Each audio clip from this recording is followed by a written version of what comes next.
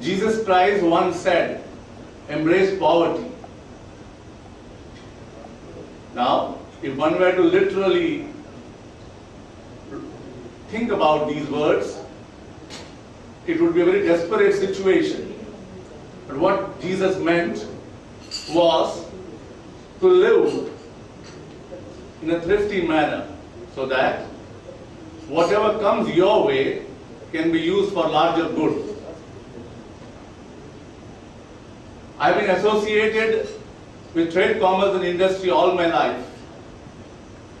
I've been associated with the rich and the famous. I have seen abject poverty with my eyes around me. I have seen appalling wealth being abused. I have seen the state of the human being in all these conditions. And the bottom line is, I saw no difference. I saw that each one who was empowered in one particular way was as fragile as anybody else. Now when you start thinking on these lines, then we realize the meaning of life better. Coming back to the subject of meditation,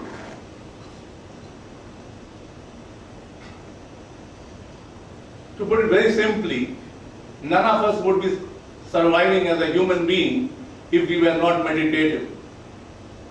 And if that is so, isn't it paradoxical that we have to learn meditation when we are doing it day in and day out? Such is the irony of life. Because what is proximal to us is taken for granted. And so, we do not reflect on it, and then the mosaic of its understanding doesn't develop. All of us know when somebody passes away, each one of us says that the soul has left. Now to keep the physical frame intact, all of us labor day in and day out in a million different ways. Each one wants to look handsome and beautiful. Why not? So we have the entire menu card and recipe of carbohydrates, minerals, vitamins, what have you, facials, all kinds of ointments, powders, etc., etc. All kinds of possibilities are rolled out. But have you ever paused for a while and thought as to what is the nourishment for the soul, the real engine of your life, which takes you up and down, and when it leaves you, you are dead? Well, the Creator was no fool. He knew how selfish we would roll out in the journey of life, and so He thought it best to keep the provision of food for the soul directly in His hands. And the food for the soul to thrive and live as a real entity is nothing but meditation. And so, since all of us are alive here, you got to accept this postulate, which is absolute fact and truth, that we are indeed all doing meditation, irrespective of our attitude and thoughts towards this phenomenon. So I have virtually narrowed down and exposed meditation to you by telling you that the meditation activity which functions in each one of us is not functioning from the digestive system, is not functioning from the respiratory system, is not necessarily functioning from any other system, but it is located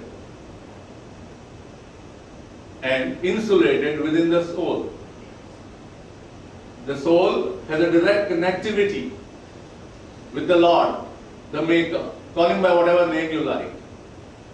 In fact, this bundle of energy, which gives us our persona, our personality, our ability to do whatever we wish to do on this universe, is a fragment of that celestial energy which is all-knowing, all-pervasive, and its capacity can never be postulated by any human being. In other words, the mega sphere, which is from where all life forces emanate, the cosmos, the macro level and the micro level are connected by this energy process known as meditation. At the micro level, the soul exists and is embodied in a human body, and depending on its possibilities, it draws from the macro level. So God is no physical phenomenon. God is not slave to any particular religion. God does not exist in most of the mythological manner in which we want to believe him or her. God is nothing but an interaction of matter and energy, and as very correctly propounded in our motherland, it is nothing but Shakti. So, the cosmos is a huge area, much bigger than all the stars and planets put together in its expanse, and it's a constant churning energy which keeps on refining itself in order to beat the possibilities of human endeavor by keeping itself ahead of us, so that it's able to provide us with the necessary inputs to continue the race of life, or Srishti as we would like to call in India. So in its fundamentals, meditation is no physical energy, is no energy that can be manipulated or manufactured by any human endeavor. Meditation is an activity of direct connectivity with the source from which we emanated. So you can imagine the responsibility that is associated with this activity. I wonder how many of us have ever had the privilege to go inside the precincts of a nuclear reactor. Hardly anyone, except those who are intimately concerned with that activity. And if I were to tell you the truth, it is also similar when it comes to the realm of meditation. But like most activities on earth, at a mass level, there are a lot of fallacies about meditation, there are a lot of primitive understanding about meditation, and that activity permeates the earth in a large measure and is practiced by most human beings. Albeit, I would still consider it as a positive activity, because it is better to be occupied with something which has a possibility of a higher nature than to fritter away time in useless pursuits. Meditation, therefore, is an activity which cannot be considered as a possibility on a mass level. It shall only come to the microscopic few on earth who have a goal beyond themselves to pursue with the vigor and vitality of a missionary. This is the basic fundamentals of meditation, and therefore it is not easy to practice meditation. What happens to the human being when the Lord smiles on him? And when the Lord smiles, he is able to transmit the entire package of dhyan into that person. So, in its fundamentals, dhyan is neither complicated nor difficult to practice, since, as I mentioned earlier, we all see it happening inside us. When meditation strikes, what happens to you? When meditation happens to you, it is like the reconstruction that is going on in Bombay. All the emotions of a beautiful villa are gone in a second. Raised to the ground. So in other words, if you are prepared for your personality to be totally demolished, the one which was based on ego, the one which was based on all the senses, the one which was totally a journey for me, myself and I, then get into the subject called meditation. And depending on your possibility, you shall move ahead. So when you start meditating, you are lost for yourself, totally, but you would then be of service to mankind. That is why it is an activity which is controlled by the Lord. There is no need for any externalization or symbols in order to practice meditation. Let me tell you, in my journey of over 3.5 decades, I have seen among successful people, medical practitioners, lawyers, businessmen, scientists, a lot of yogis, and such wonderful human beings that they refuse to acknowledge that they are divine. Such is the height of their divinity. And these are the people, ladies and gentlemen, who make the world peaceful, whose every breath goes in making our tomorrow a better tomorrow. It is these human beings that we should recognize. We should not run after uniforms. We have a very superficial approach to things. We should get out of that. We should think deeply when it comes to matters which are spiritual. Because this is no matter of joke, or this is no matter of casual consideration. So if you are meditative, and if you are lucky, you would be initiated by the Lord at the right time. And when that happens inside you, all kinds of things start happening inside you. The first thing that meditation does is to magnetize your soul to a higher level. So when the inner being starts getting magnetized by this celestial energy, he or she will start attracting people. They would be attracting people for what purpose? Not for filling their coffers. But automatically people with problems will start approaching these very people, and those problems would get mitigated in a miraculous manner, in the most unconventional manner. These are some of the forays of meditation.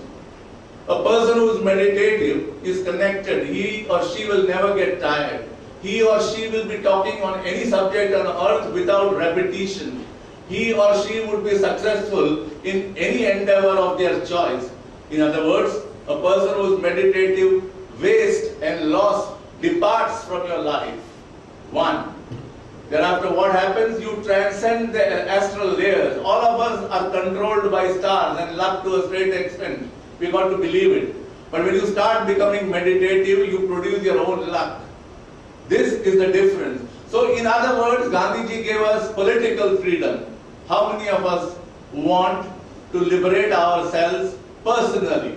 If these kind of thoughts cross your mind, if you wish to join the galaxy of those unknown soldiers of India who have contributed to augmenting the light of this world, then get involved with meditation.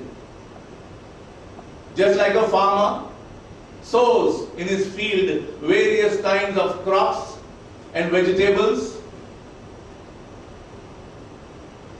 the Lord, when He conceived Srishti or life on earth, planted different kinds of people in different places. Are you aware? We all chanted the national anthem. I wonder how many of you have tried to ponder over those words. We belong to the area of light, that light which God has planted on Mother Earth, that lighted area. Just like in a dark room, when you light a small little candle, the whole room lights up. Similarly, divinity, when it casted life on earth, first lit the lamp on Bharat Bhumi, and it is to that sacred land we belong. Deep down, the belly of our motherland is an eternal flame which shall never get extinguished. If you are able to connect with it, all things divine would happen, irrespective of your faith, irrespective of your capacity of knowledge, irrespective of your place in society, irrespective of any kind of lacunae inside you. Such is the possibility of meditation. So you belong to an earth which is absolutely soaked with divinity. You have to understand that you carry on your shoulders a very great responsibility. We are all gurus by the choice and the will of the Lord. Whether you recognize it or you laugh over it is your personal choice. Because in the realm of divinity, in the realm of absolute power, there is no compulsion. God is the biggest democrat. Please remember this always. Against your will, a superpower will not exert itself. If you ally with a superpower, that power would deliver some possibilities out of you. So there is no question of any compulsion. It is only man who likes to subjugate another human being. It is only man at the micro level who tries to subjugate and show power. At the macro level, there is total liberty and there is total democratization. So we carry a tremendous responsibility in this country. We are indeed, each one of us assembled in this country, are gurus. We are supposed to give knowledge and information. We are supposed to remove darkness out of this earth. Until and unless we realize this responsibility, peace will not pervade the universe on a continuous basis. This is a challenge to Bharatvasis. Whether we are ready to accept this responsibility or we are going to chase money as the only succor is a personal choice. So even before the so-called West, which entices you, even before the so-called developed economies of the world, which baffles you and which you like to emulate, we knew the distance between the earth and the sun. This is what, ladies and gentlemen, you should realize, that you are indeed belonging to the royal family of the Lord. So do not masquerade like the lesser ones. So this is the possibility in this country. Unlike in the West, the geomagnetism of this earth portion, which is known as Bharat, is throbbing with meditative energy. So it is very easy to connect with the Lord and the Maker, who was fascinated after He created the human being. So we belong to the Lord's most powerful creation as the human being, and there is no need to seek any external miracles. We are indeed a walking, talking miracle of the Lord, and this possibility, since it is so much a part of us, we are very alien to that. This is a subject on which I can speak endlessly. Suffice to say that I got involved in it in a miraculous manner, and many years back I was told that I would write a book. So I naturally thought, I was a shipping person, that I would write a fascinating book on shipping, or maybe I thought I was imaginative, I would fib out a novel. Little did I realize that the Lord was going to put me on the journey which was entirely beyond my comprehension then. In 1989, in the Mahakumbh at Allahabad, I was baptized by a very senior light worker, as I would like to put. He was in the 90s, I had never known him. Just after my interaction with him, my edifice crumbled, as I mentioned to you a little earlier, and a new one was raised by him overnight. The result of that is the inner light cosmic meditation. And with due humility, in the last paragraph, I have said that I am not the author of this book, but for practical purposes, I would not have had the right to put my name on it. For a simple reason, this book was born in 28 sessions between 1 and 3 a.m. in the night when I was made to do my dhyan, and in dhyan avastha, these words flowed out of my mind, mouth into a tape recorder. What was captured in 14 CDs was later transcribed, and that is the unedited contents of this book. This book has journeyed now 4 years. It has been a bestseller in the non-fiction category without any publicity, and even today I am personally fascinated by the contents of this book for a simple reason: I still don't associate myself with this genius work. With these words, I leave you with the thoughts that I have mentioned, and I would be most delighted to take up any questions that you may like to pose.